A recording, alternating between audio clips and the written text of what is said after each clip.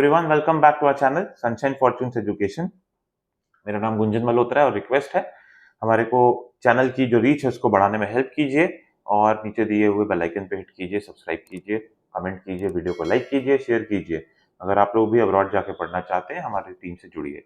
देखिए, आज मैं आपको एक बहुत इंपॉर्टेंट क्वेश्चन बार बार स्टूडेंट्स कमेंट सेक्शंस में हमारे पूछते हैं, क्या एपीएस मैंडेटरी है नॉन जर्मन यूनिवर्सिटीज इंस्टीट्यूशंस के लिए भी?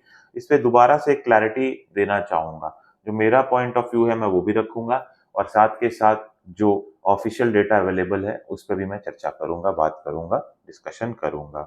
मैं पहले तो आपको ये बताना चाहूंगा कि जो जर्मनी की स्टडी वीजा की जो चेक लिस्ट है, जो जर्मन मिशन इन इंडिया के द्वारा इशू की गई है सितंबर 2024 में। अभी आज जब हम लोग वीडियो बना रहे हैं तो 1 अक्टूबर को बना रहे हैं, तो ये सितंबर 2024 में जो रिवाइज्ड जो शीट आई है उसके बेसिस पे मैं बता रहा हूँ।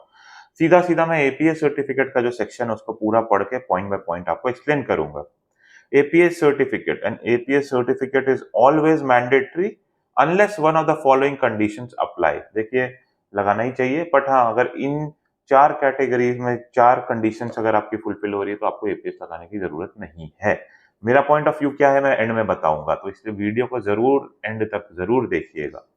तो पहला ये है कि if you obtain a non German degree in Germany, तो अगर आप नॉन जर्मन डिग्री जैसे यूके की डिग्री बीएसबीआई से या आर्डन से ले रहे हैं, इस तरह के इंस्टीट्यूशन से अगर आप ले रहे हैं तो आपको एपीएस कराने की जरूरत नहीं है as per the visa checklist. ठीक है। फिर दूसरा है you intend to do PhD और post doc studies in Germany, अगर रिसर्च प्रोग्राम्स में जा रहे हैं आपको एपीएस कराने की कोई जरूरत नहीं है। तीसरा, यू हैव रिसीव्ड स्कॉलरशिप और स्टाइपेंड फ्रॉम जर्मन और EU public funds. Let's say कि अगर आपको कुछ स्कॉलरशिप ग्रांट हुई है, उस केस में आपको एपीएस सर्टिफिकेट लगाने की जरूरत नहीं है। चौथा point, your studies built on a non Indian school graduation certificate, example international baccalaureate ETC, और non Indian degree, example British bachelor, Turkish master ETC. Let's say कि अगर आप मास्टर्स करने के लिए जा रहे हो जर्मनी एंड बैचलर्स डिग्री आपने इंडिया के बाहर कहीं से किया है, यूक्रेन, रशिया, चाइना, कहीं से भी किया है, तो आपको एपीएस कराने की जरूरत नहीं है। या अगर आपने इंडिया में आईबी जो बोर्ड है जिसको इंटरनेशनल बैचलरेट बोर्ड बोलते हैं वहां से किया है, उस केस में एपीएस कराने की जरूरत नहीं है। अब मेरा पॉइंट ऑफ व्यू है, मैं पर्टिकुलरली पहला पॉइंट जो है उसके बारे में बात करूंगा।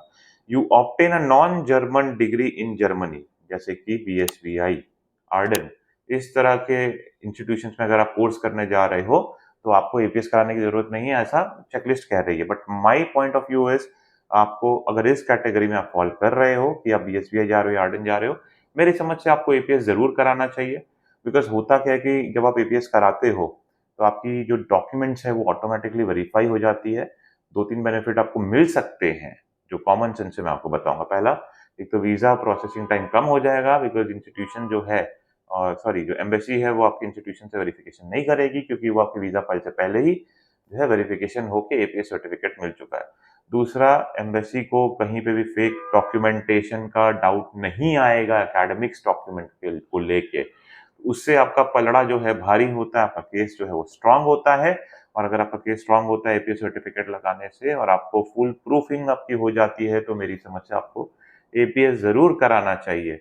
बिकॉज कोई बड़ी बात नहीं है कि आज ये कह रहा है कि नहीं चाहिए और कल को बोले कि आपकी तो डिग्री वेरीफाइड नहीं लग रही, हम लोग का वेरिफिकेशन नहीं हो पाया, वैलिड नहीं लग रही, और इस तरह का कोई रीजन आ जाए रिफ्यूजल के लिए, that might be problematic to you.